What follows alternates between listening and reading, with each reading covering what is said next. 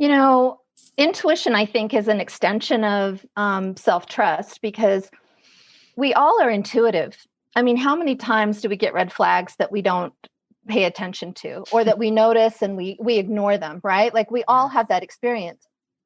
And the way that you strengthen any kind of really self-knowledge is by tapping in and trusting yourself and trusting that inner guidance. So you've got to recognize it as inner guidance. When you get a red flag, that's inner guidance. The way that you empower your intuition is by paying attention to it and following it. That's what strengthens it. It's like a muscle. It's like anything else that you're going to train.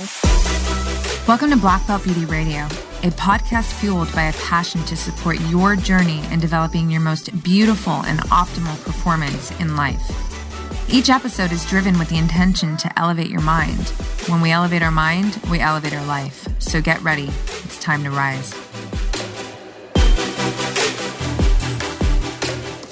Hey everyone, welcome back to another episode of Black Belt Beauty Radio. Today's guest is Lynette Duncan. Lynette is a spiritual strategist and intuitive guide who uses the imprint tool of astrology to reveal the sacred energy imprint of the soul. Lynette believes that all beings come into this life with a purpose, that we all possess certain aptitudes for service and greater connection, and that we are pulled into the experiences that we are meant to share with others. She believes that in every human life is the possibility for greatness, and that greatness is a felt experience. I love that so much. I so strongly agree with that powerful idea. So I first connected with Lynette by way of a gifted tarot reading for my best girl. And I admit that I was hesitant to do a tarot reading at first because my autonomy is so robust, you guys, and just wants to reign as the ultimate sayer who is creating my unique path of life. With that said, my mind is very curious and does leave the door open for discovery in the new. And once I really tune in and tap into my primal intuition on the subject, when my intuition says yes, it moves me towards action on that curious idea.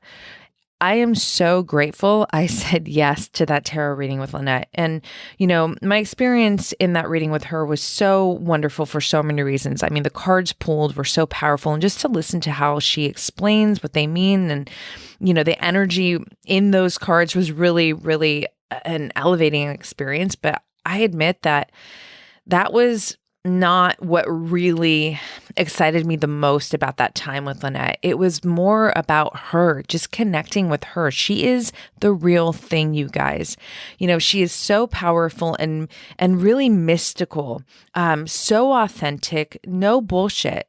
So, you know, I gained a lot of inspiration and energetic strength from that time with her. It led me to this inspired thought of, oh my gosh, I got to get her on the podcast for my people, because she is just, you'll discover in this conversation, man, it's going to leave you with some thought-provoking ideas and a lot of support to help you to really tune into your higher self. Lynette knows how to tap in to her intuition and allow it to guide her as she offers insights and guidance to others.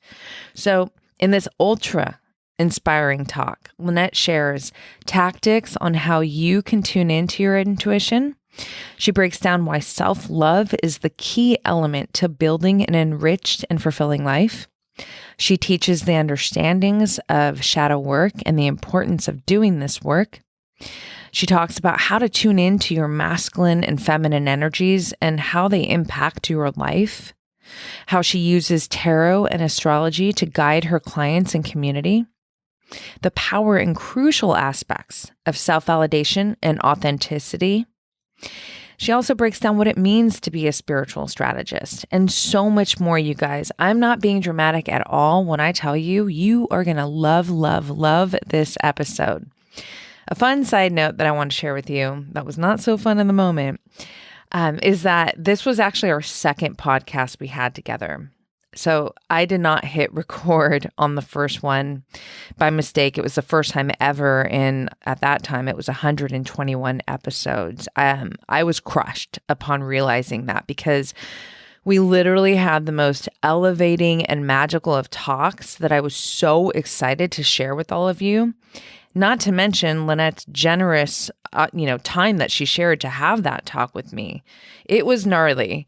But the beautiful part of that experience was the authentic love and support that I received both from Lynette and from myself in that moment. I could have been really hard on myself, and trust me, it stung for several hours. But Lynette's compassion and supportive words upon, realizing that, and my own compassion and the trained ability to have a very quick refractory period when there was a stimulus like that, it supported my ability to move on, to get us rescheduled for another talk. And honestly, you guys, this talk was even more incredible. So, with all of that effort made to produce this incredible episode for you, I am so excited to share it, and I would love to get your feedback on it by way of sharing this up on your IG stories with tags to both Lynette and I. Our IG handles are in the show notes. I love carrying on the conversation in DMs and in the comments. Just keep us connected and tuned in to how this episode supported you and what it offered you. I would love your feedback. So it means so much to hear from you. If you have not subscribed yet to this podcast, please hit that subscribe button and give us a 5-star rating and review via iTunes. It helps this show grow big time. Okay, it's time to enjoy this gorgeous conversation with the incredible oracle of your soul, Lynette Duncan. Enjoy, you guys. Hey, you guys, before we get started in this week's episode, I want to let you know that I created a free 10-minute kick-ass energy morning ritual for you. The reason why I created this, you guys, is because I know firsthand the power of having time carved out just for myself in the morning, where I'm able to get into the highest state of mind, to really get into my body, direct my thoughts, my intention, and get me moving in the direction I want to go throughout the day. Oftentimes, people think it has to be this big production in order for it to be effective. And I'm here to say that is not true. You have no idea how powerful it is to just have even 10 minutes just for you at the start of your day. So let me tell you what this 10-minute morning ritual consists of. First, you get a free 5-minute guided meditation. So I created this very bite-sized meditation to just help you get into a calm state where you're really focusing on your breath and elevating your mindset to be moving in the direction that you desire for the day. This is excellent for those of you who really want to start a meditation practice. Next, you get a PDF action step guide to help fill out the remainder of the 10 minutes with some journal prompts, with some movement suggestions, and I even put some intentional nutrition prompts in there for you. You guys, it's simple and it's attainable, and that's the whole magic to it. This is something that you can really integrate into your life, and I promise you, if you are consistent with this ritual, it is going to help to shift your energy day by day to be moving in the direction that you want. You want to be feeling good on the way to kicking ass with your goals and your mission in life. So check it out right now, blackbeltbeauty.com. It's on the homepage. Put in your email and you will get it immediately sent to your inbox. Don't forget to check your junk email because it likes to land there too. All right, you guys, it's time to get into this week's episode. We are on, Lynette, officially. Officially. Round 2. How That's are right. you today? You look beautiful. Oh, thank you. Thank you. I appreciate that. I'm great. I'm so excited to have this time with you. It was funny. Last night I was looking at your Instagram and you did a collective reading. And Yeah. oh my gosh, I have to tell you, I laughed out loud because that first card that you pulled, you're like, we're all going through it. Oh my gosh. That was funny because I got a bunch of cards that I didn't expect. When you're doing a reading for the collective and some of the cards are negative, you're like, okay, breathe. So something that I have a lot of things that I'm excited to talk to you about today. One of the things I just want to say right off the bat is, as much as I love astrology, as much as I love tarot, and it's something that I have been drawn to for the better part of my life, there's really something extra special about you. There's a lot of astrologers and people who, have this, who do what you do essentially, right? But my best girl, Carrie, is the one who connected me with you. And I love her so much for it, because you and I did a reading. We did a tarot reading and, pulled some amazing cards. And I just felt so uplifted after that moment, that hour with you, and it wasn't necessarily the cards. Those were great, but those were the bonus for me, Lynette. It was really you. It was your energy. And I just want to say that, I'm just really picky. I'm very connected and operate in a very profound, aligned, harmonized way with self, with source in my life. And I feel like one of my superpowers is reading people and just like vibing energy. And I just fucking love your energy. You are the real thing. And it's just, yeah. So I'm honored to have you here to just, I want to dive into everything. Can we start with how astrology became your life's work? Sure. Yeah. Well, I had a reading. I was young. I was like 20, 21, and I was a young mom. Mm-hmm. I was in kind of a challenging relationship, and my husband had actually met her, and he recommended I go have a reading with her, which I did. And it was just a basic reading. There wasn't anything that was significant about it now that I look back on it, because it was just basic and, information, but it changed my life. And I was so intrigued by it. I had, excuse me, I had sort of lost religion a few years before that, and I was really seeking. And so I decided to do instruction with her. She was a Capricorn.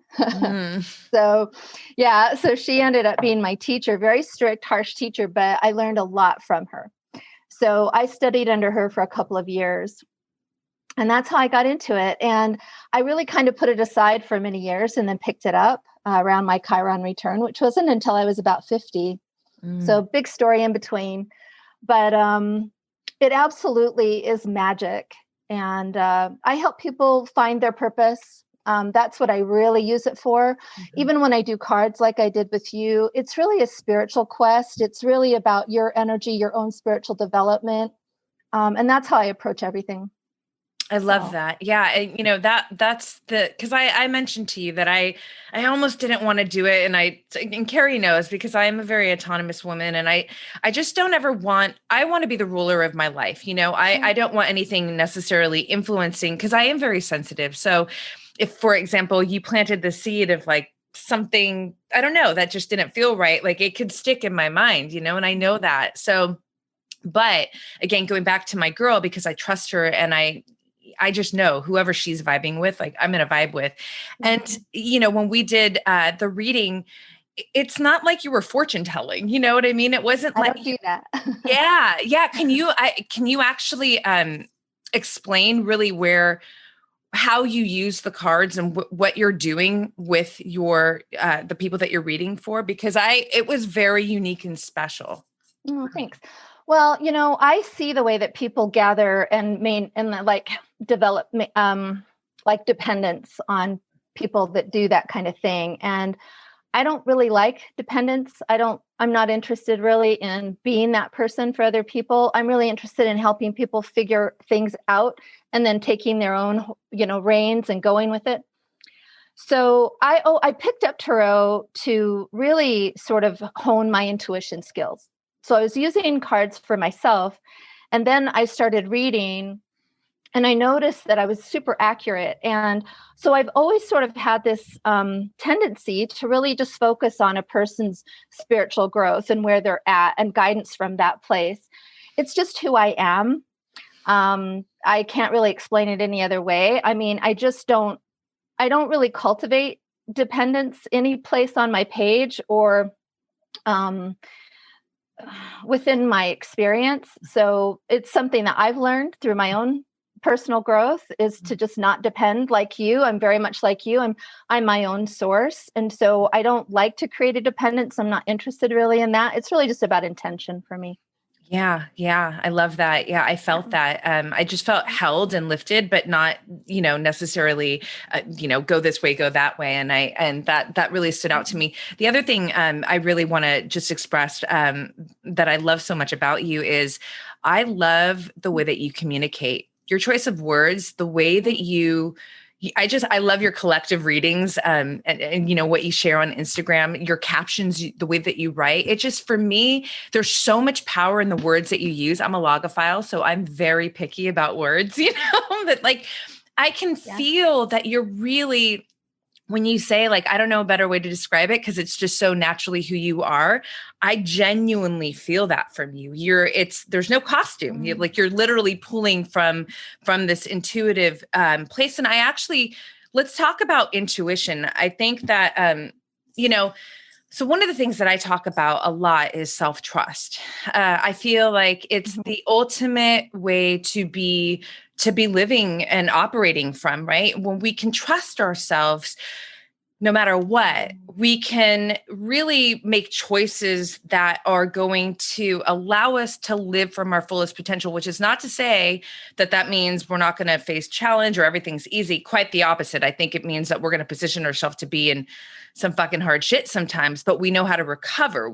There's trust there. And I would love, part of the trust factor for me personally is, I have always been someone who has been able to, and later in my life, it's become even stronger, but to really listen against all odds, like against, what other people think, people that I love and I value, but there's something powerful inside of me where I lean into, I can't ignore her, and I bet on myself and I go. And that, there's intuition that I'm operating from that allows that. So I think a lot of people, don't really know how to trust their intuition, how to hear their intuition. I would love for you to speak on that.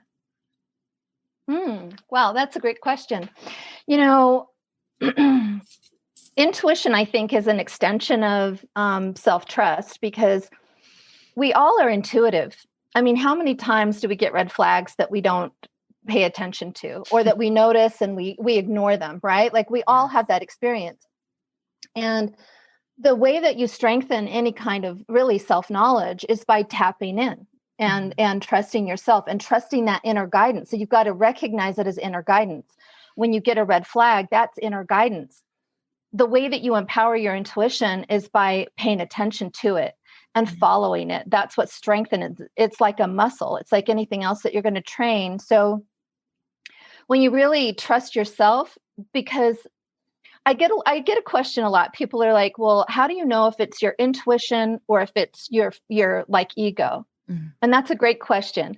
So you always notice that the intuition is something that is an impulse. It's something that sort of bubbles up that you're not trying to control. Yeah.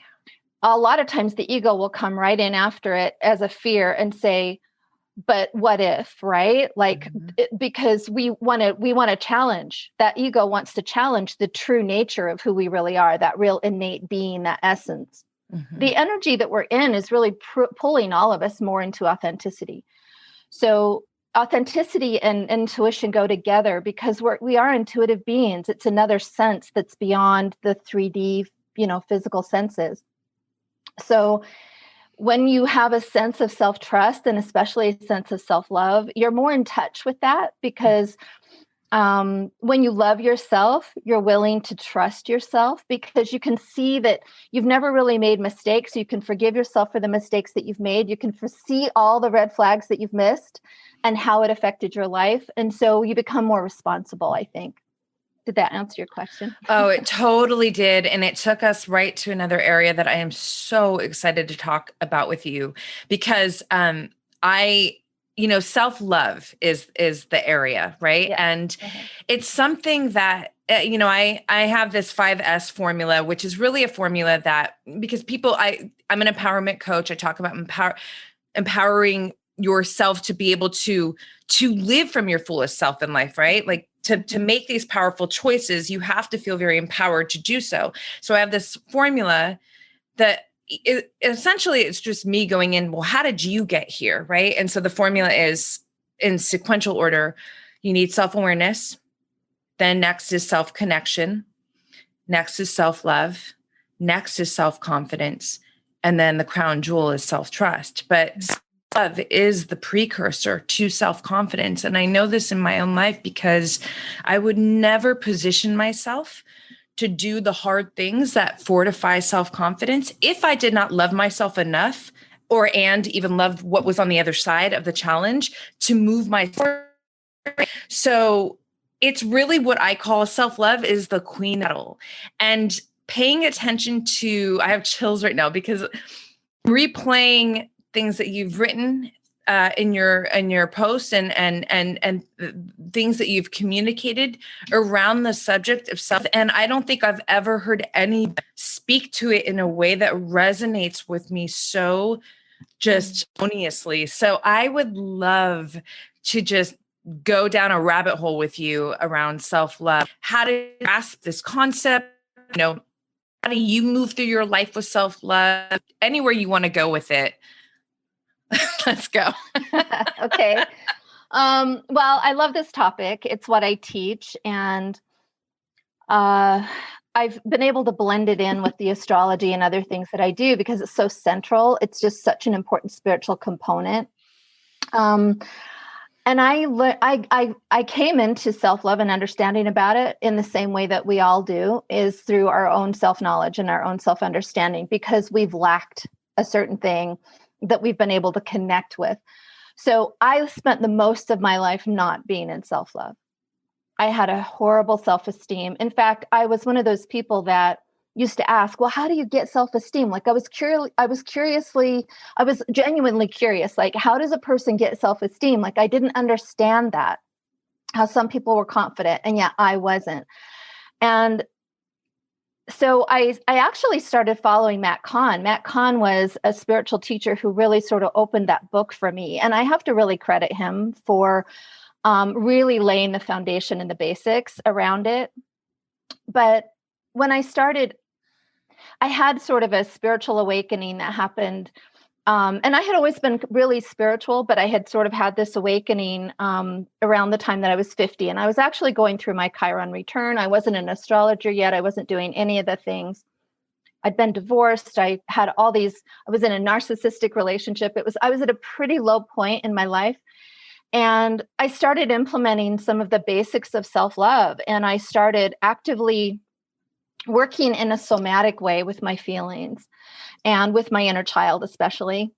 And I just started meeting myself where I was at. I was really depressed. I was super anxious. And I really, really had a nervous breakdown. I couldn't hold a job. I had to figure out my life.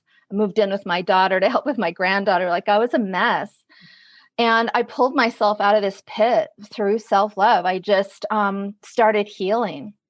And of all the other things that I had done, any kind of spiritual healing or workshops or anything else that I had done, self-love was the thing that had been the missing piece for me.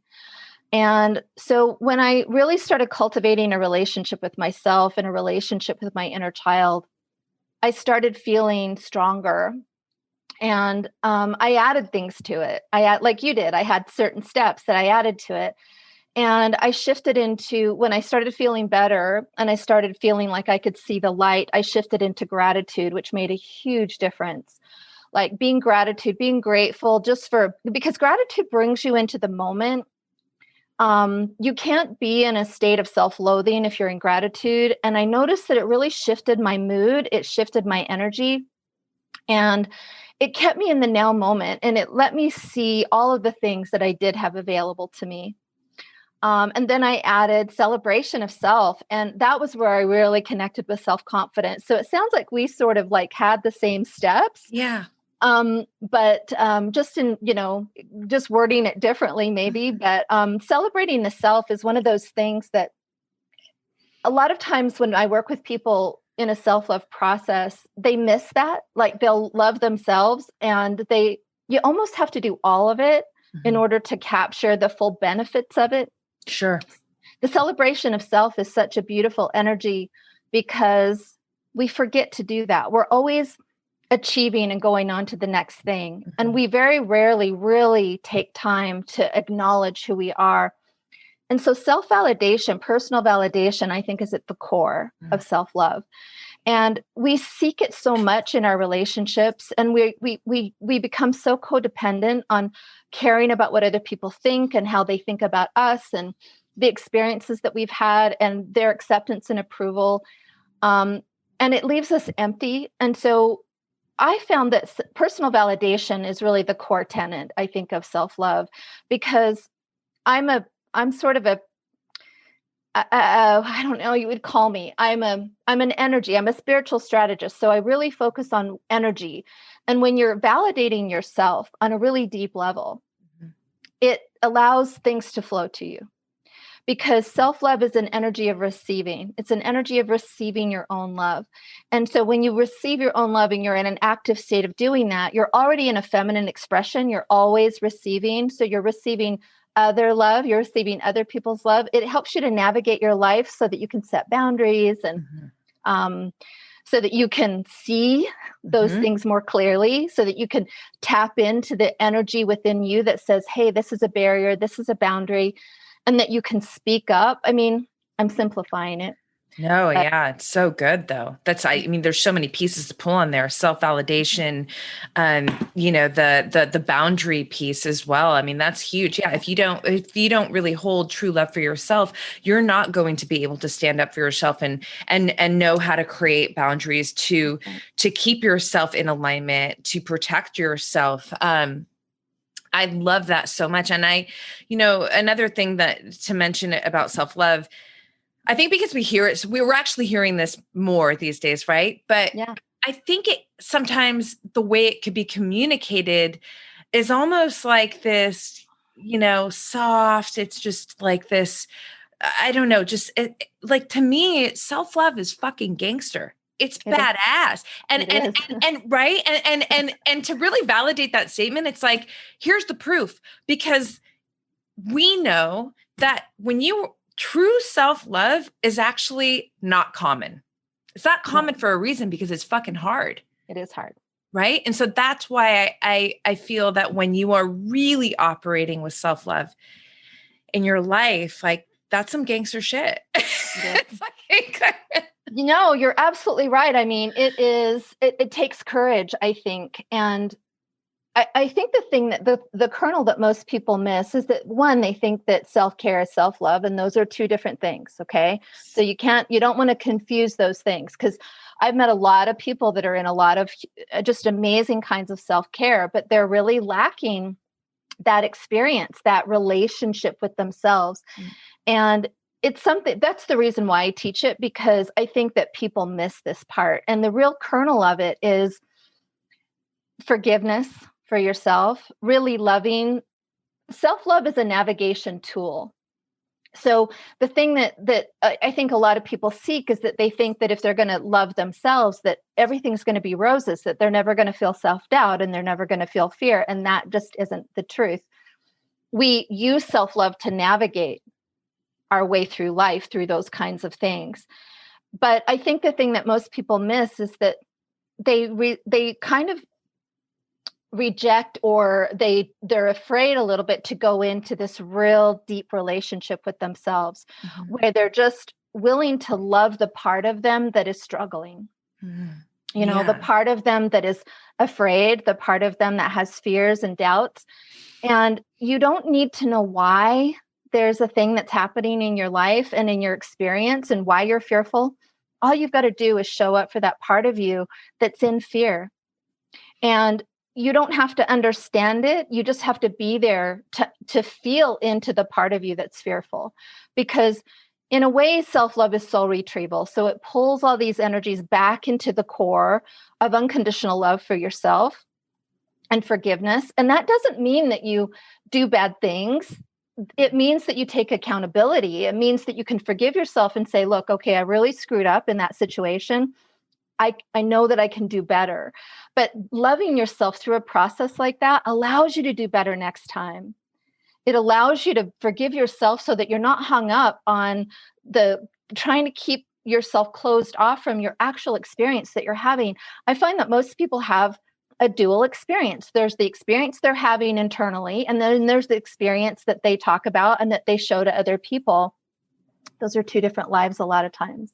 So true. And I love that you really are an advocate for owning all of your emotions, for allowing these emotions to move through you and to not resist, because we know that, energy, you can't make it go away. You have to transmute it. Right. So, Yep. I know in my own life, self-compassion is pretty much one of the most badass tools that I operate with. And it really allows, I'm a path creator. It's hard, right? Because it's all unique. It's all coming from my intuitive self, from my passion, my purpose, my vision. I'm laying out the roadmap, right? And there's a lot of challenge because I'm reaching for greatness in my life every single day, right? That's the process more than even the goals, right? But I want to achieve the goals too. And there are times that I feel, fear, self-doubt. I mean, I'm a very confident woman, but that doesn't mean that stuff doesn't come in. It is always attacking, right? But one of the things, and this is just to really validate and appreciate what you just shared and that you talk about frequently actually, is that, my hand on heart, and literally I'll say to myself out loud, I understand.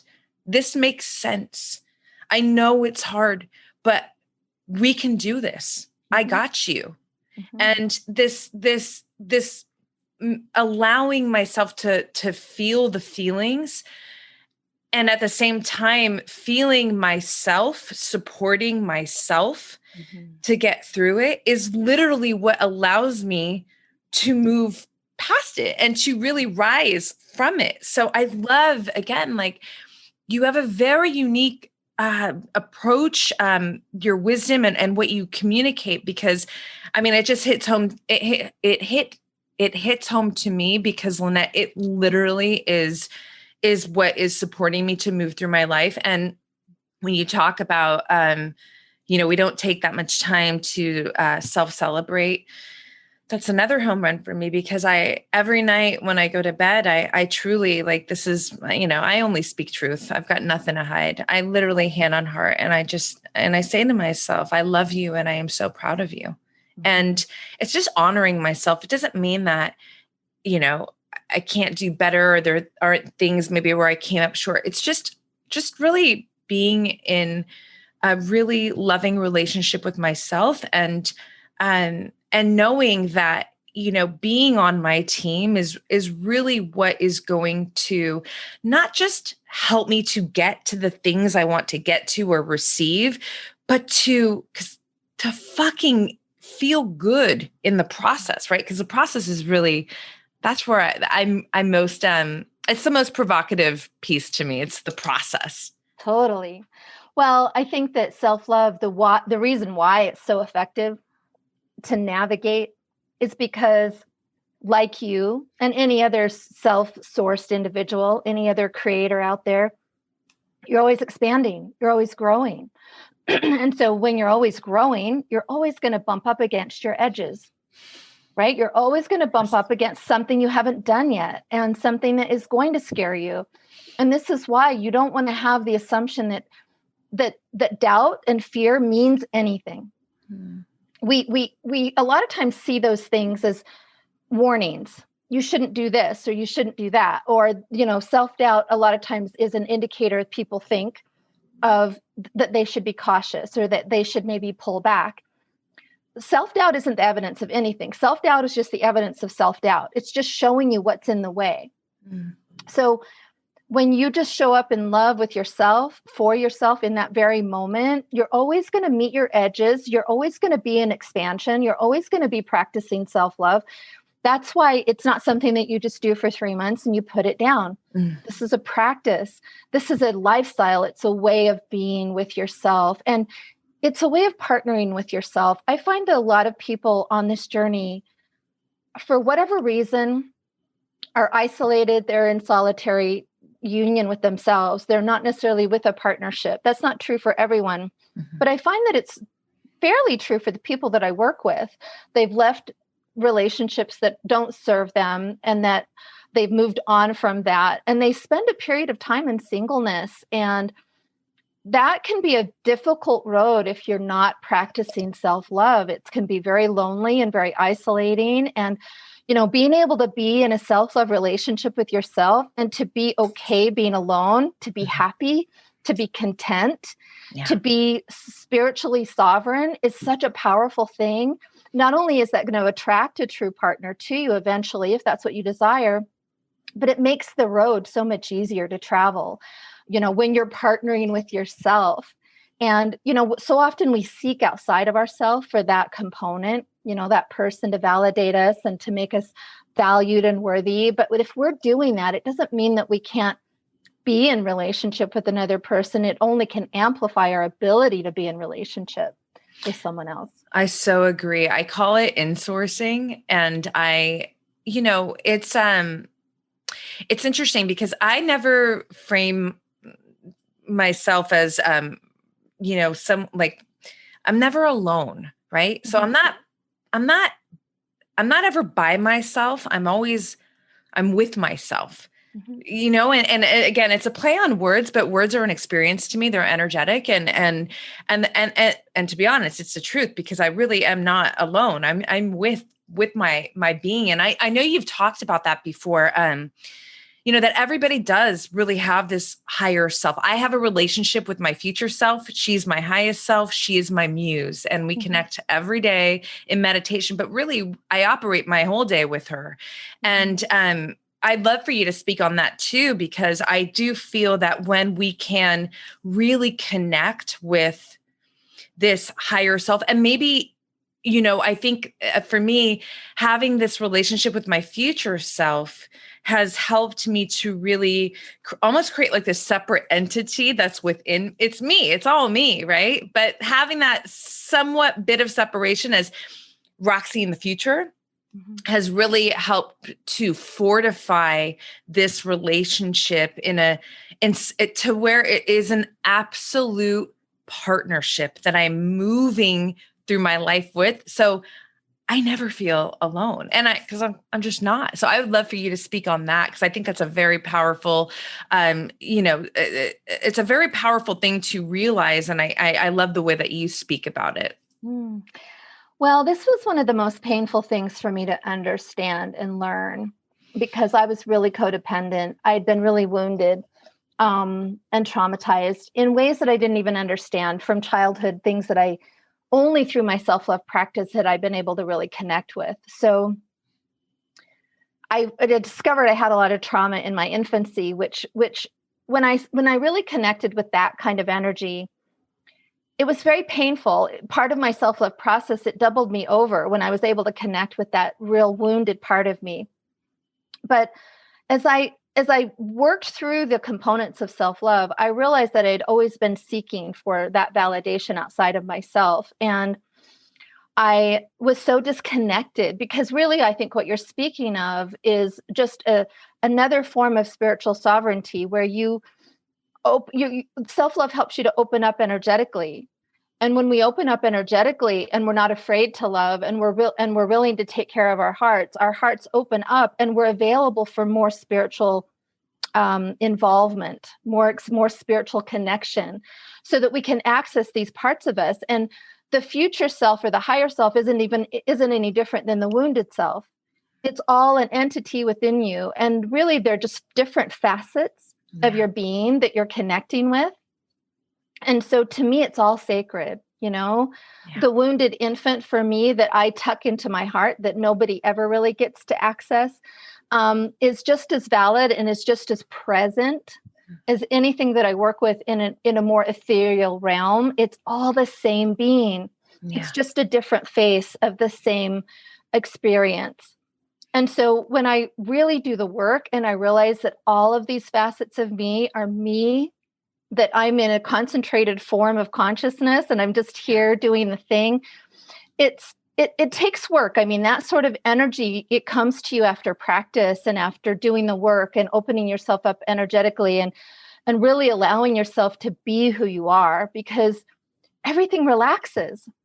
When you're in deep self-validation, everything relaxes. And so you're available for more. And this is where, again, when we come back to the intuition, it's the same thing. You're receiving guidance from a different place because you're open. You're not closed off. You're not holding it in. You're not clenching and constricting, right? You're open because you're open to yourself. It's a practice. It's a process. It's something that I believe everybody deserves to really know, to understand, to practice, to have support with. That's why I talk about it so much, because you and I know that it's an embodiment, right? It needs to be a somatic experience. It's got to be a feeling. You want to connect to the feeling. You don't want to push the feeling away. This is how we end up living like dual lives, where we feel one way and then we do something else.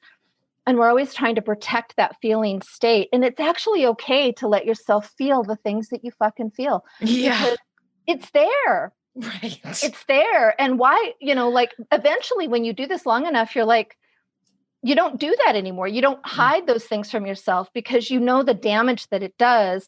And it closes you off from other people, and it closes you off from your own experience and from your own blessings and from your own truth, because it is your truth. Yes. So when a feeling is uncomfortable and you move into that with understanding and patience and love and compassion, that feeling dissolves. You integrate yourself in that moment. You integrate these parts of you that then become more whole. You become more whole in that moment. And then you get to a place, where it's you're so embodied that you just move with grace through every experience in your life, even when you're struggling. So good. This episode is brought to you in partnership with Beauty Counter. You guys, as a beauty expert and makeup pro of over 20 years, I have legitimately sifted and sorted through endless amounts of beauty products, from skincare to makeup, you name it, I've touched it. And, high performance is always a priority to me. When you're working on clients who are on the red carpet or accepting awards on live shows like the Oscars, things of that nature, there really is no room for error when it comes to performance. But as a total, lover of health, over the past decade, I became highly conscious about the health aspect of products too, and really trying to steer away from skincare and makeup products that, have chemicals and fragrances and ultimately health disruptors. So when I found Beauty Counter, you guys, I started playing with their skincare and their makeup products on me. I was so happy with the results. Not only, did they totally deliver, but I legitimately felt better putting these products onto my skin. What you put on your skin is totally affecting your health. And it's so important to really realize that. Not to mention the brand is really health conscious for the world, and I love that too, but that's just me.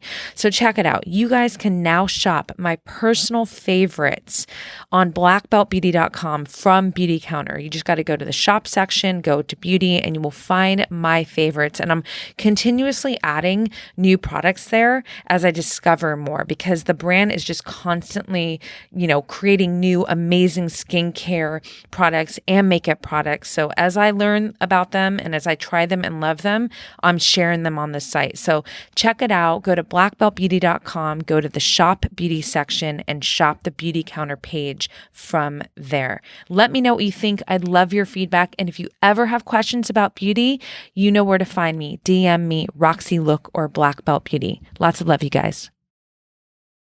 It's interesting. So one thing I want to add to it, and I'm curious to how you vibe with this, but there's always, in my own experience, I've learned that there's always this next level with it too. So a real life example would be that in the last almost 2 months, I have many different modalities of training. Yoga has been a part of my life for forever. But in the almost the last 2 months, I have been doing this, my own yoga flow every morning, with consistency. So my day to day is it's yin in the morning, yang through the day, and then yin in the evening, right? So I have these very nourishing the self-care, all that loving kind of energy at the top where I can go in, and at the bottom. And then during the day, it's full fire. We got to fucking make shit happen kind of thing, right? But in the last 2 months, and in our reading together, we talked about, you said to me, there was this, you pulled self-actualization, a card, and you talked about like, I'm reaching kind of another level with my own spiritual self. I have been doing this yoga flow and I'm channeling through it. I do it in front of the mirror and words come out of me, moments come out of me, experiences. And there are moments where I'm like, tears come, not like I'm crying, but like tears, because I like these statements of just let go, stop judging, love yourself. You can do this, and all, affirmations, but like, it's literally like coming to me as I'm in movement in this flow. And when I am done and I let myself feel everything, I am exactly what you just said. This is why like it really touched me. I am so whole. And that is how I'm starting my day. And this practice has just come, like this, fluid, consistent practice has just come in the last 2 months. So, how long will this, I don't know. And it doesn't matter. That's not the point. The point is that I'm really saying is like, there's always going to be, when you are really in this is a lifestyle, like you said, you embody this. It's so inspiring and so rewarding that there's always going to be like this new thing or new way or new development that will support you Totally to take you to the next level. And I'm living this right now. And so everything you just said is like, oh my God. That's so cool. Yeah. And what? Yeah. No. Please. No, finish. Well, I was going to say, it really bridges me to something else that I really want to speak to you about, but I don't, if you had something to say. No, please go ahead. Well, thinking about the yin and the yang and the yin. So that's ultimately feminine, masculine energy, feminine, masculine, feminine. And one thing that I can tell you with so much truth and confidence is that, when I've pulled out and really watched who I am and how I function in my life, there really is this harmonious relationship between my masculine and feminine energy, and in the sense of like how I exist and also how I operate in my life, and I've never done, I haven't taken deep dives into reading about masculine, feminine. It's just a knowing and a being. And, now it's kind of more, you hear it more. And so I've picked up on the way that, people talk about divine feminine, but I truly I haven't researched in those areas. It's just really natural to me. But I know you speak to this even as a collective, like how people are functioning in their masculine and feminine energy. And I would just love to go down a rabbit hole there with you. Sure. Well, it's interesting because we all have, and this is something that astrologically we see that, right? We all have Mars in our chart. We all have Venus. We all have this polarity within us. We have a lot of different polarities within us. We live in duality. That's why we're here on the planet. So understanding masculine and feminine energy is really important to come into wholeness with yourself, because the masculine, especially for me, how I discovered the masculine within me and how I was misusing the masculine was because I was protecting, I was defensive, I was closed off, I was walled off. I wasn't allowing the affection for myself or other people, and I was a single mom raising 4 daughters for a really long time. And I've been single for a long time. So I've had to take care of myself. I've had to provide and protect myself and all those things. I've had to go out and hustle. And so it isn't about gender. It's really about the energy and how you're using it. And what I found out was that when I was building my business, and I was using the momentum that I was gathering from what my self-love practice had brought me, the abundance that it had actually brought me, because it brought me into alignment with myself. which when you come into alignment with yourself, your purpose is always going to reveal itself. And so when I started moving in that direction and really bumping up against my edges around money and security and feeling like I could take care of myself in a different way, in this new way, where I wasn't letting someone else pay me for a job or something like that. This is when I really understood about it, because I realized that it was also the thing that was keeping me from relationships. And I'm straight, I'm hetero. And so I was, attracted to men. And I recognized that the way that I was using masculine energy was pushing relationships out of my life, because I'd been in this masculine energy for so long of always doing for myself. I didn't ever allow a partner to do things for me, or to give to me, or to provide or protect me. I always saw myself as this fierce, independent woman. Yes. Right. And that's really rampant right now in our society, this real strong, feminine, but masculine woman. And it's a distortion. It is. And this is where a lot of women, I think, get really tripped up, is because they don't want to be seen as submissive. They're sort of seeing it as an either this or that. Exactly. And it's not the masculine energy that you speak about, even in your own life, is your ability to go out there and to get it done. Right. And to do that whole experience in the middle of your day where you're just meeting people and you're grinding it out. Yep. And then you have the yin experiences at the beginning and the end. And that's the feminine energy where you're receiving. Now, the energy that we're in right now is very feminine. It's been feminine for about 6 years. And so this real masculine, feminine energy that women tend to have isn't going to work eventually. It's not going to work for their relationships. It might work for their goals, but eventually they're going to hit a wall with it, because the universe demands balance.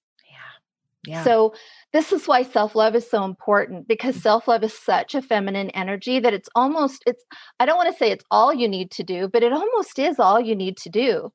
Because when you're supporting yourself, you can activate the masculine energy. When you're the cheerleader for your own life, yes, you can move into more action-oriented stuff. You can set boundaries. You can create structures. That's all masculine energy. So the feminine is through the receiving and the allowance. And I think a lot of women really struggle with this, because I think women have bought the idea that women are weak and that we're perceived weak, that being that energy is weak, because for some reason the patriarchy's distorted that. And so we've taken it on rather than embracing the feminine qualities. And so, yeah. Oh man, you are like hitting it out of the park. I mean, because this is something that I feel often, because I witness this, and I really do agree with you. It's interesting, right? Because first of all, I think it takes more strength and courage to allow, right? Yes. Because you're not trying to control, you're not gripping. And the allowing is the feminine energy. It is. So really, it's like, let's not confuse feminine energy as soft and submissive and not powerful.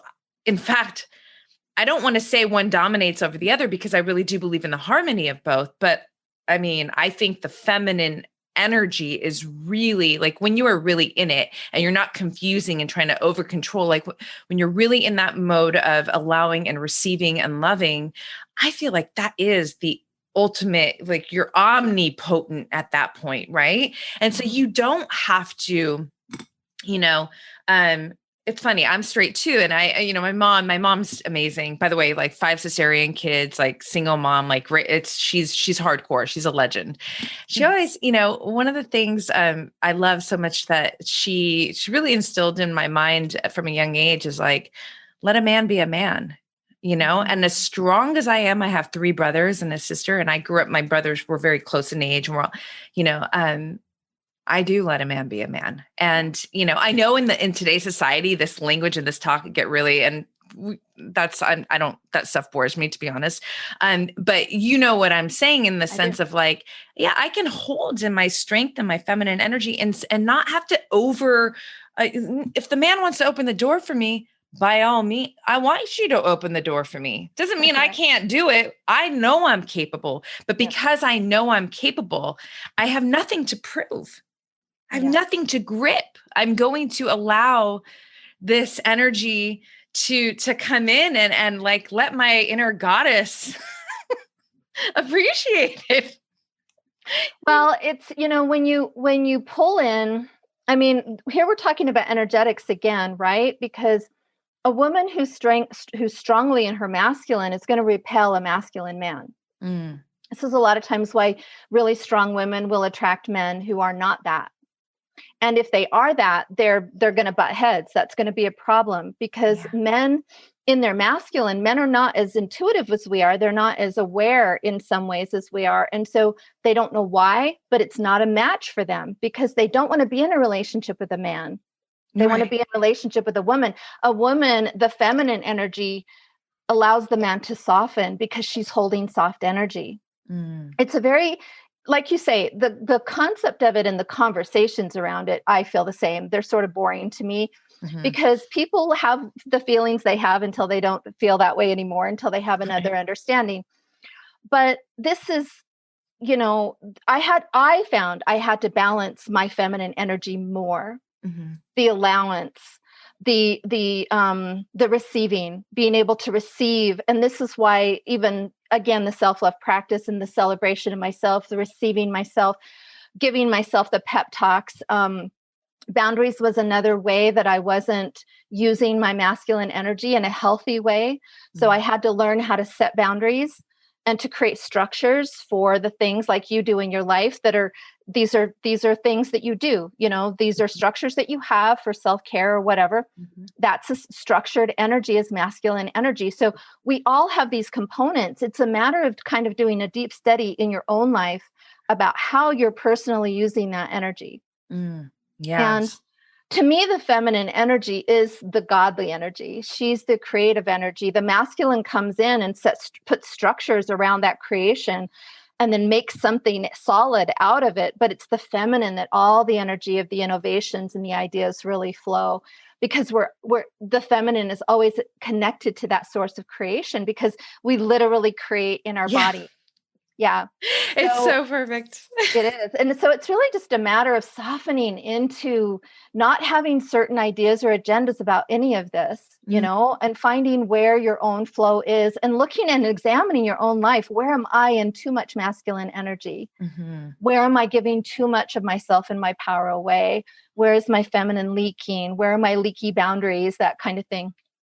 So good. That's so good, Lynette. Oh my gosh. Okay. So another kind of juicy subject I'd love to tap in with you on is shadow work, because I feel like it's a buzzword. You talked about the inner child earlier in the conversation, and I would just love for you to speak on both of those, because you have, again, powerful words and wisdom in these areas. And I think now more than ever, I think it's really important for people to really, first of all, understand what this is about. And then in that understanding, recognize how it's being, active in their own lives and how to stay within balance and harmony with these, with your shadow work and your inner child. Yeah. These are really big buzzwords, aren't they? And that's okay. I mean, I love that people are so conscious and that they're waking up, and it's okay that it's trendy and stuff like that. But really, to me, shadow work is just anything that you're rejecting about yourself. It's just an energy that you don't fully accept and acknowledge, and that you are willing to delve deeper into and figure out what it's about. So one of the things for any astrology, people out there, the moon sign is really an aspect of your shadow. If you really sort of want to know a little bit more about yourself, look at your moon sign, because your moon sign is really going to reveal the shadow aspects of your personality. That can really help you to sort of see, okay, what are the more negative aspects, or what we call the shadow aspects of the moon, and sort of move in from that place. For me, that was a portal for me to enter my own shadow. And when you identify the shadow, it's easier to identify it without needing to go through the moon or through another concept like that. But for me, I was really defensive. I was really defensive. I have an Aries moon. So I had this Because the moon is a very subjective energy. It's subconscious. It's reactive. It's something that you're going to respond from a place that's coming from the subconscious. You're not conscious about it. You're just in a reactive state with it. And this is why the moon can be helpful. So I was very reactive. I would be explosive. I would be impatient. These were things about me that were really hard to rein in because it was such a triggered response. Yeah. And so when I understood that because what happens is when you have the shadow and you recognize, okay, I've got these faults, I've got these flaws. Normally what we do is we beat ourselves up just indefinitely for those things, right? Yeah. Like, I understand this. I can't change it. I've tried to change it. It keeps coming up. I keep doing the same things over and over again. I can't seem to shift this pattern. That's because you're not acknowledging it. You're not loving that part of yourself. You're pushing it away, which anything you push away, you amplify, right? You make it bigger. Yeah. So it becomes more of a thing. So I could not push that part of me away. I had to learn to love the aspects of me that were impatient, that were acting out, that were lashing out. I had to dig a little deeper underneath that response. And it was really hard to do. I had to really use my focus to really, because it was hard for me to catch myself before the reaction. Because for me, my Aries moon was so reactionary. I mean, it was just like a spark, right? So I had a hard time catching myself before I would respond or react. So I just started loving those parts of me. In like when I would revisit a situation that I felt regret or remorse about, I just started loving the parts of me that had overreacted and that had acted impatiently and irrationally to things. And I took responsibility for it. I apologized to people that I needed to.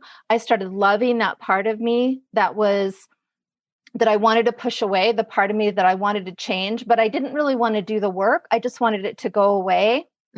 And so when I started loving those parts of myself, then I was able to access the more light energies of my Aries moon, which was playfulness, which was courage, which was determination, which was independence, right? Which was the warrior in me, because the warrior in me was the one that kept reacting.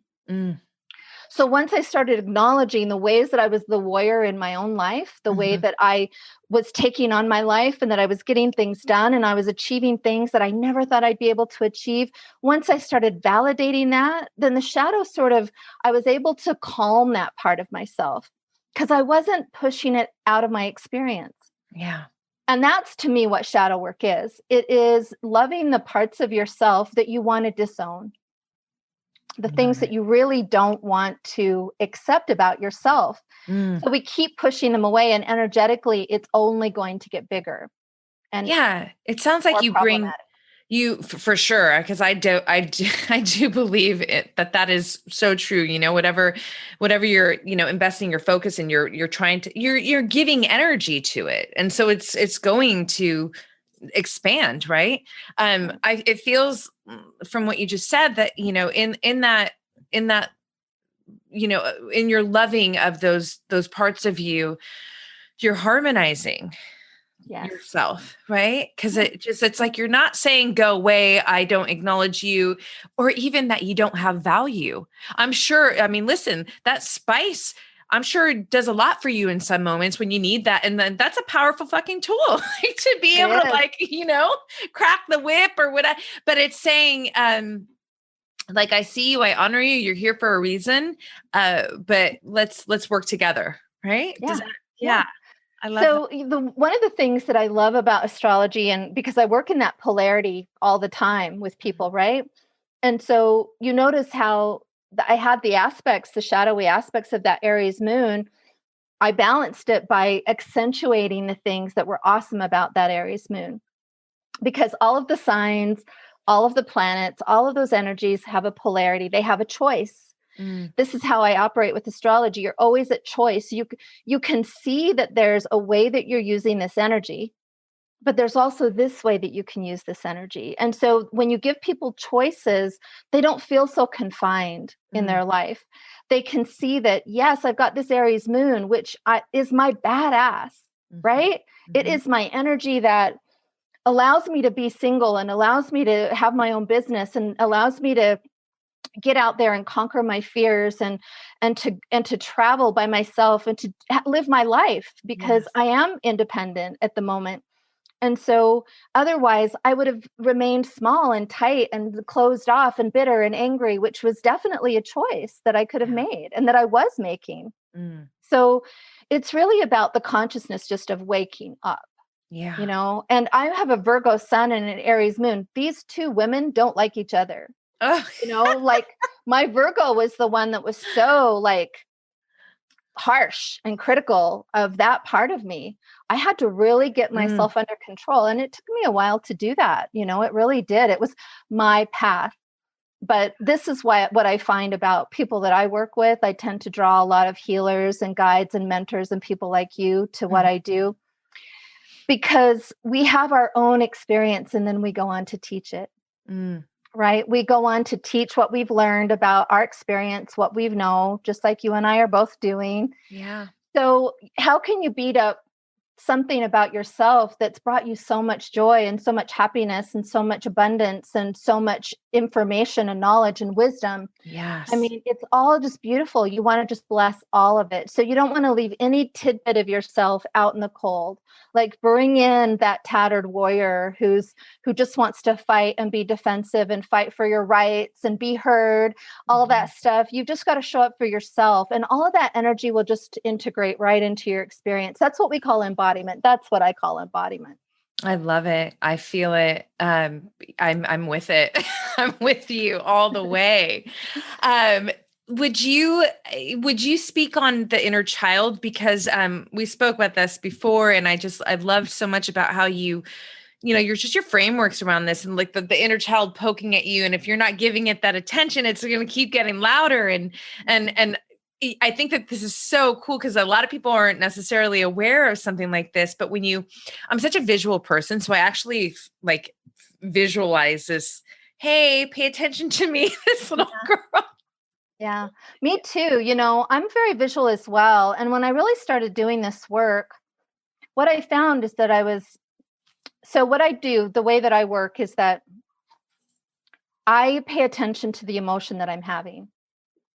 So it's somatic in that sense, right? It's a feeling in my body. I go into the feeling and I connect with the feeling, because the feeling, whether it's fear or doubt or whether it's trying to push something away, I can understand why that part of me is doing that, right? I can feel into the energy of why there's a fear there, why there's scarcity or lack. Yeah.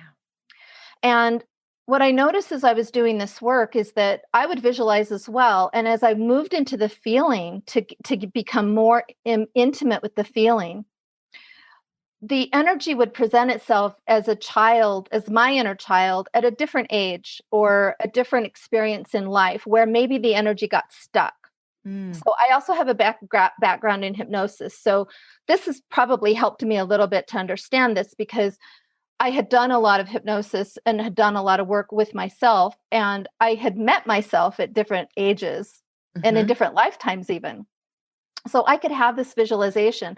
So I noticed when these emotions that I was feeling that would just come up randomly, sometimes were connected to my adolescence, my young childhood, my infancy. The ones that were more difficult to access, that took me longer and that required a lot of trust, were things that happened for me pre-verbally, right? Things that I couldn't articulate. Yeah. But it was sort of like peeling back the layers of an onion. You know, I was able to connect with things that were safer. And then as I went deeper into, my vulnerabilities. But I would always meet myself at different ages. So I was able to just let that be what it was, because I had certain traumas. Like a lot of times we have traumas around peer groups, not being accepted by our friends and people that talk about us, people that bully us. And it isn't just about the inner child. Sometimes we go into these energies of real lack and fear of what other people think of us. And that can occur in teenagehood, and in our adolescence.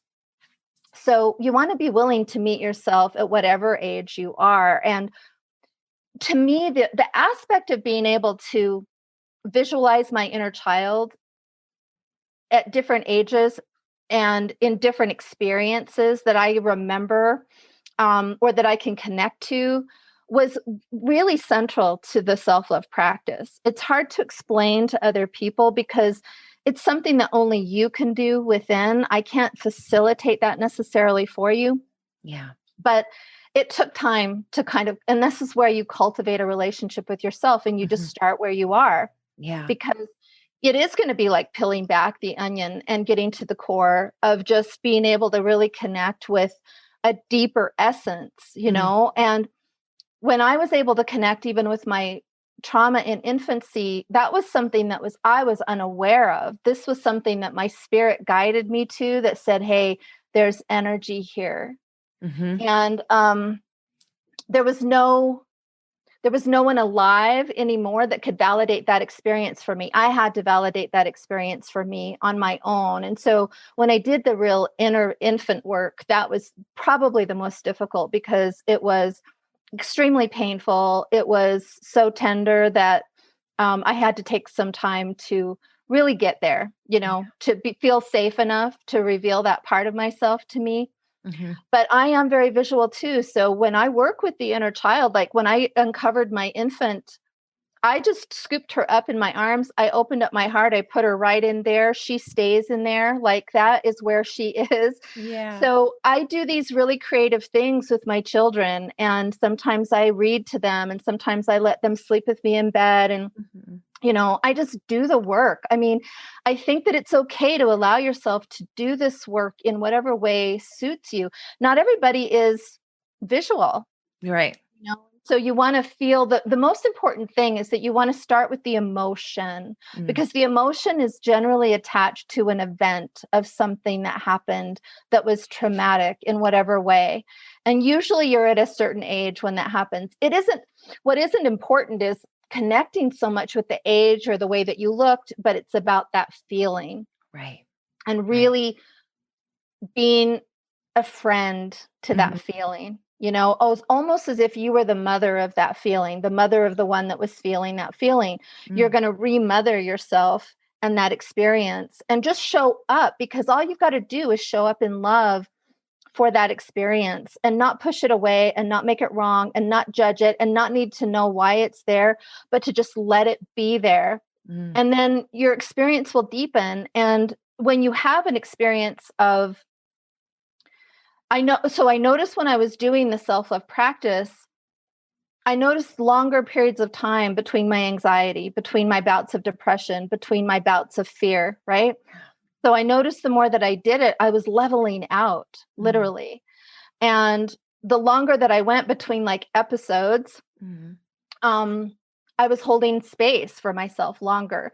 And then when the emotions would crest and rise again, and I would have a feeling, I would go back into that feeling. And then pretty soon after practicing that long enough, I got into just a real Zen place where I got real confident, and I was able to really activate a lot of things in my life and get a lot of movement and start teaching. And so it was a process, but I couldn't have done it. I couldn't do anything that I do right now without a self-love practice. Yeah, no, I agree. That's awesome. You are incredible. There's a few more things that I would love to wrap out with you about before we end this amazing conversation that I'm so grateful for having with you. One thing that I love to ask my guests is if that you had a magic wand, and I definitely believe that you do.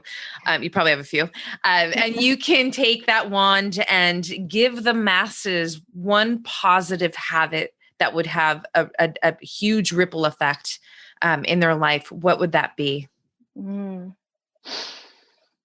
Well, self-love comes to mind. I would have to say that's what it is. I mean, honestly, it sounds redundant, but I think that, I've been doing this work for a while, and of course I read charts, and I meet with a lot of really amazing people that are awakened, they're conscious, they're They're on the path of their own enlightenment and their own empowerment. And everyone suffers from self-doubt. Everyone. I mean, it's so crippling. And that self-doubt isn't something that you can talk yourself out of, and it isn't something that you can cheerlead your way out of. You've got to meet yourself in that feeling of self-doubt. You've got to feel into that. Self-love, it sounds like, I mean, it's two words that seem really simple, but actually there's so much to it. So I would say love the one who doubts. If I could just message the world, just love the one that's doubting, because we're all in doubt. And when we're pushing against those edges, we're all going to come up against doubt, because we're always going to transverse that territory we've never been. And this is the way we keep expanding and growing, is by not letting that doubt and that fear stop your progress. Right. And another thing I would say too, if I can maybe add to that, is allow yourself to, no matter where you're at, even if you feel stuck and even if you feel really bound by an experience, know that even that is growth for you. You're always growing, even though you feel like you're in a place where you're got writer's block, or you don't feel movement, or you're not feeling excited. You're the one that is always in the creation. And so what I find most of the time when people are in experiences like that, it's just because they have a fixated thought that they're stuck. Yeah. Right? They have this idea, well, I feel stuck. I'm stuck. I'm stuck. I'm stuck. And so they reinforce that. Yes. So you want to just allow your stuckness. Yeah. You want to celebrate your stuckness. You want to just relax into stuckness, right? Like, here I am. You just want to have a party in stuckness and just be like, okay, I'm stuck. So I'm just going to enjoy being stuck. And then the minute you enjoy being stuck, you're not stuck anymore, because you've already shifted it. Oh my God, I love you. Because yesterday I literally was like, fuck, I feel stuck with a business thing. And then I was like, whoa, because I'm so about my self-dialogue, like the words that I'm saying to myself, my stories, like I'm always watching myself from out here, and I'm like, do we want to, is this what we want to tell ourselves right now, that we're stuck? I mean, even though, sure, you're at a point right now where you're having a hard time making a decision. Is it this way or is it that way? So you're getting the feeling and the emotion of being stuck, but let's just like allow ourselves to be okay with this so that we can keep it moving, girl. And literally, like, that's literally what you had that magic wand on me yesterday. I have a lot of people, especially air signs, that come to me with problems with like indecision. Indecision's an Gemini. energy of stuckness. Yeah, it's an energy of stuckness. The biggest clue for Gemini is that by the time you're in indecision, you boiled it down to two things. Either one of them are going to be good. Make a freaking decision, right? Because the decision, the movement's in the decision.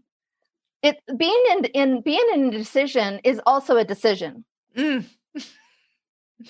so true. And you know what my muse says to me?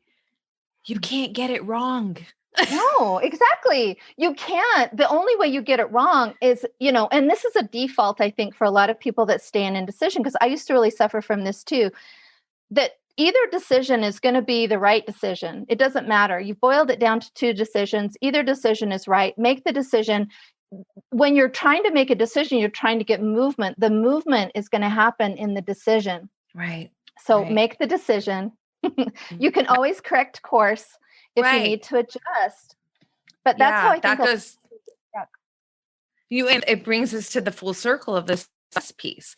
It's like saying you're not going to make a wrong decision no matter what happens, even if it's the ultimate, ideal scenario.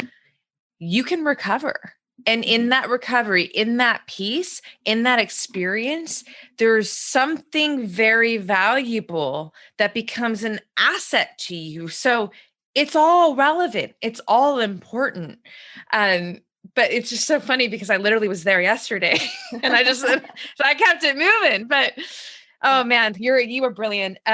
Before I do my rapid fire words, which are just a few words that I share with you, and the idea is for you to when I say these words, whatever comes top of mind, top of heart, for you to come back to me with, and you do not need to be rapid. You can elaborate as deep as you would like. Before I go there, is there anything else that you would like to live in this beautiful conversation? Maybe something that you don't get asked about frequently, or something that's really robust within you right now that you just want to live in this talk? Yeah, I would say that many people right now are getting ready to really step into their own empowerment. And any time that we're working with empowerment within ourselves, we're getting ready to empower others always. And you can get really stuck on a vision of perfection, of how it needs to look, how you've got to have all your ducks in a row, how you've got to have this ready and that ready in order to start. And I just want to say, don't limit yourself. Start where you are. Start with your sharing. Start with your vision. Start with writing down ideas.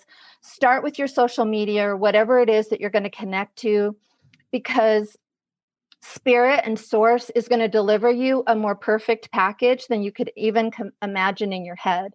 So we have these limited perceptions of how it needs to look, and that a lot of times will stop us from actually taking action. Taking action is the most important thing. Even if it's just getting up in the morning when you don't want to get up in the morning, even if it's taking a shower when you haven't had one for 5 days because you've been in bed crying, right? It's really just about getting movement in your life and letting go of this idea or this illusion that it needs to look a certain way. Because this is what I notice the most, is that people get really stuck in that vision that if they don't have this ready and they don't have that ready, that they can't begin. And you can always begin. You can always begin, even just by talking and following your heart. I would say 95% of the people that I work with that are searching their purpose already have an idea of what it is. I'm just there for confirmation. So follow your heart. I feel like it's a huge drama that we're all in, that we can't trust ourselves. Self-love helps with that, but trust what's in your heart. Trust what your desires of. Matt Kahn taught me a very important lesson. And he taught me that your desires are an aspect of your intuition. They're always guiding you into what the fullness of your reality is. And a lot of people have been taught by society or other things that it's dangerous to pursue your desires, that it's selfish, that it's not the path for you to take, that you need to be more self-contained and more cautious. And I say, fuck that.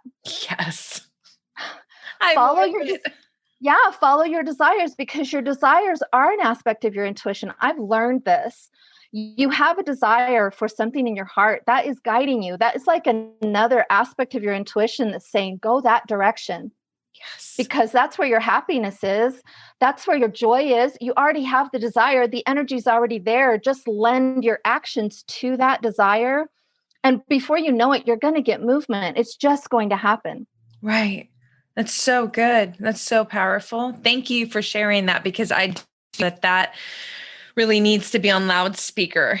Because it's not just about the things that, I think it's one part. Sure, you can really cultivate this experience from the external perspective of life, like, the home, the work, the finances, the partner.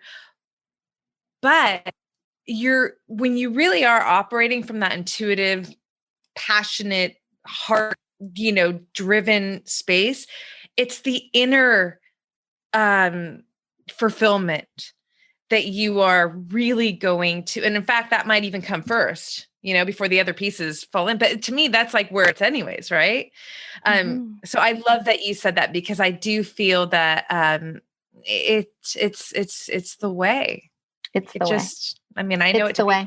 Yeah, it's the way. Well, Yeah, it's how I'm doing what I do now, because I spent most of my life in this desire to live the life that I'm living, and telling myself all the reasons why I couldn't. And the desire never lied to me, not once. It was always there. I was lying to me. My ego was lying to me. by telling me that I couldn't make a living doing this, that I couldn't be supported. I couldn't have been farther from the truth. And actually, once I started really just believing in myself through self-love, I got momentum very quickly, as you probably too. I know you understand this. So follow your desire. I do, and I'm still moving through it. Yeah, I love it. Oh God, you're so brilliant. Okay, Lynette, rapid fire words. Okay. Are you ready? Yes, I'm too analytical for this, but yes. Love it. Okay, the first word is love. Peace. Peace. It's peace. The thing is that, and this is something that we had talked about earlier in our last session, love exists within us. Any love that we've ever experienced with anyone else outside of us, our family, our lovers, our children, that love is ours. That love that we feel for others has always been ours. We've only been able to feel our love. We can have the expression of love projected at us from another person. We can feel a love and a touch and a hug and those sort of things. But the love that we actually feel for another person is our love. So when you realize that love is available to you, it's peace. It just brings you peace because you know that you never are without it. I love that. So good. Okay, the next word is fear. Fear's a lie. It's a fucking liar. Fear is not evidence that you shouldn't do something. Fear is there to show you what's in the way. That's it. It's a lie. If fear never feels good in your body, right? Like we feel fear in our body, we have a response to it. Whenever you have a response like that, when you feel uncomfortable in your body, you know that you're telling yourself a lie. So when you don't feel good in your body, you want to check in. Okay, what was I just thinking?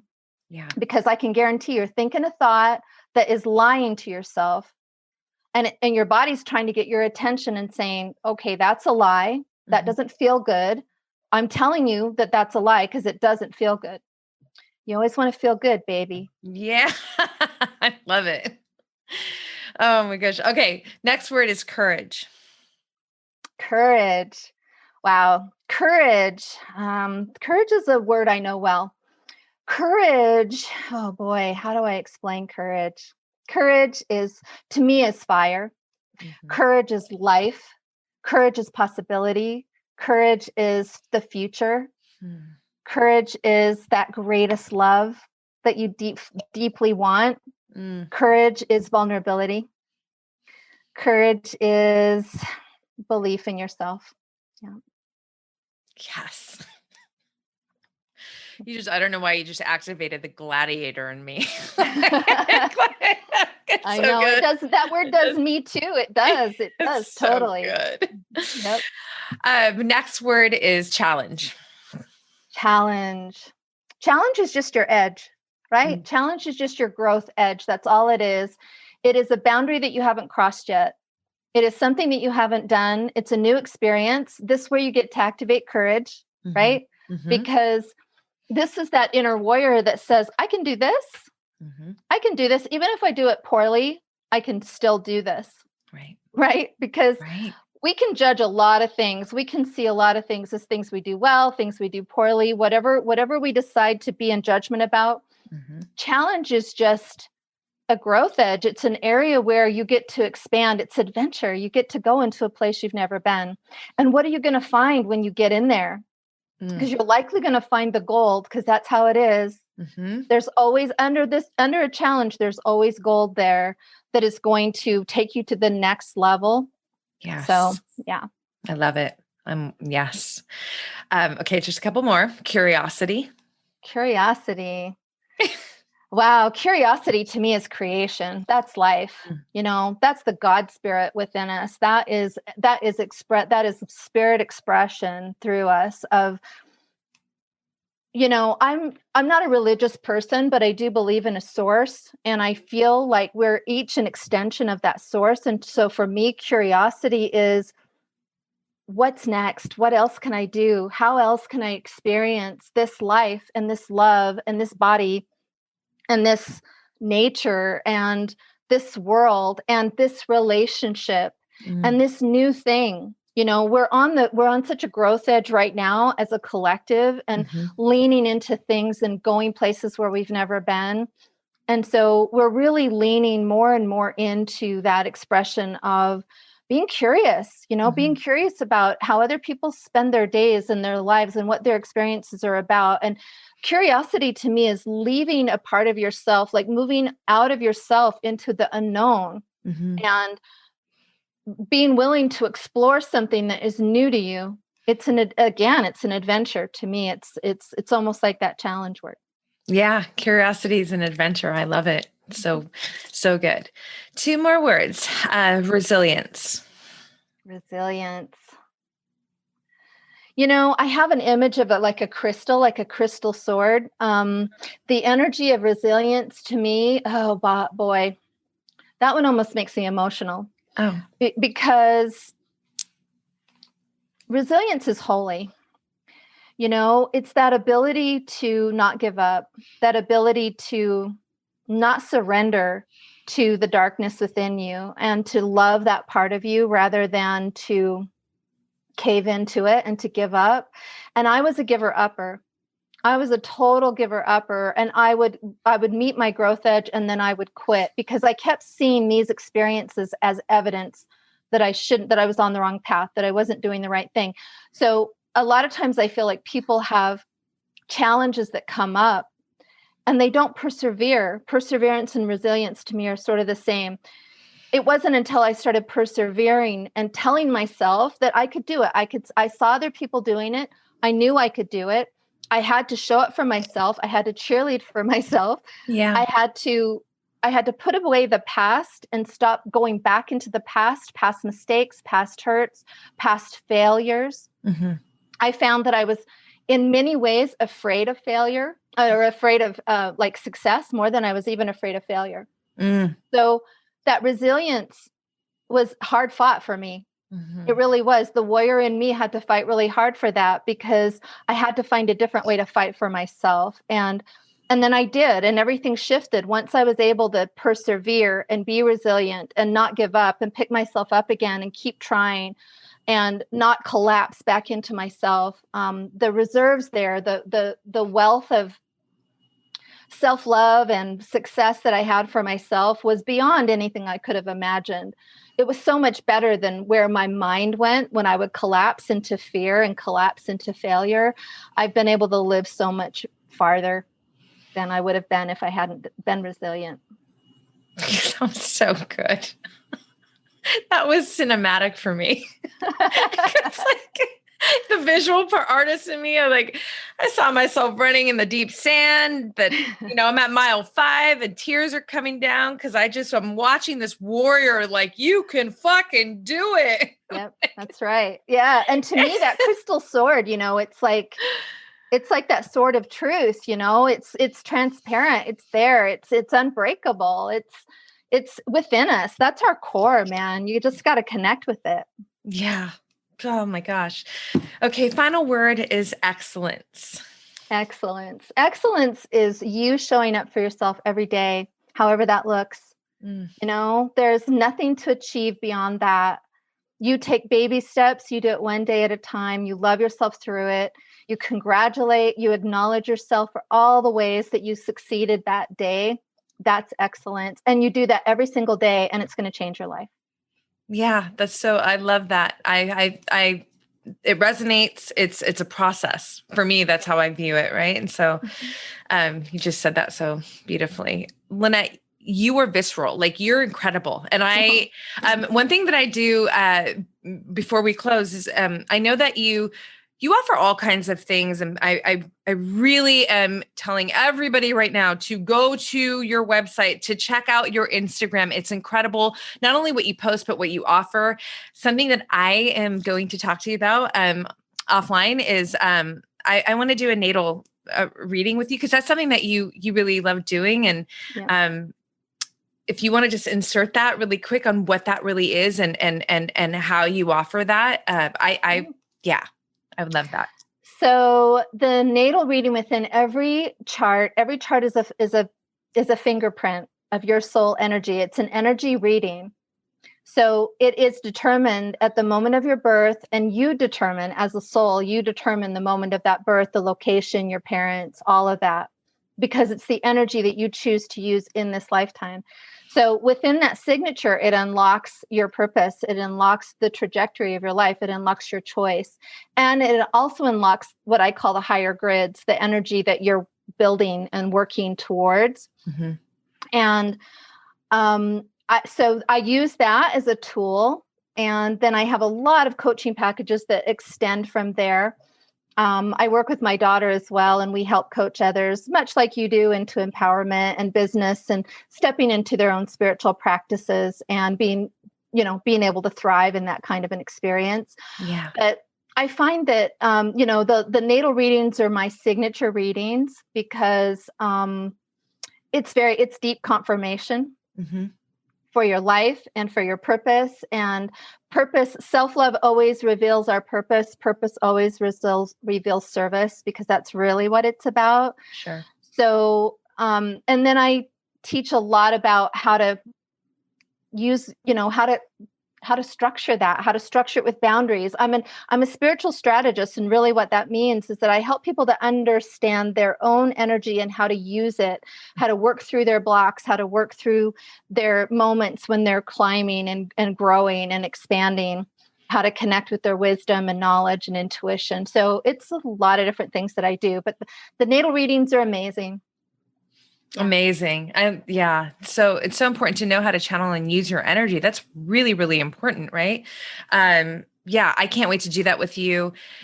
I just want to say thank you so much for this time, for your energy, and also for being such a badass, powerful contributor to this life that we are living. You are the real thing. And it's just an honor to be connected to you. Thank you to my girl, Carrie. I love her so much for this. I can't wait to share this with the world. So thank you. Well, thank you so much for having me. It was so much fun when we did it the first time. It's even better the second time. So, I love the story. And it was such a great example of just how we just keep doing it. We just keep showing up, and there's no right or wrong. There's that we just love ourselves and we just show up again, and then it's even better. So thank you for having me. I appreciate it. Oh, no, thank you. So all of the information, your Instagram, everything will be in the show notes. But if you want to call it out, just to call it out, put it out in the universe. Yeah. So you can find me at Oracle of Your Soul on Instagram. That's my handle. That's also my website, oracleofyoursoul.life. I do have various amounts of coaching packages, and I teach self-love. I have a free self-love workshop on the link in my bio and Instagram. And you can also access that through my website as well. So perfect. I'm always creating. I'm always getting stuff out there. I like to play with my community. I'm very engaged on social media on my Instagram. So if you want to get a taste of me, that's where you can go.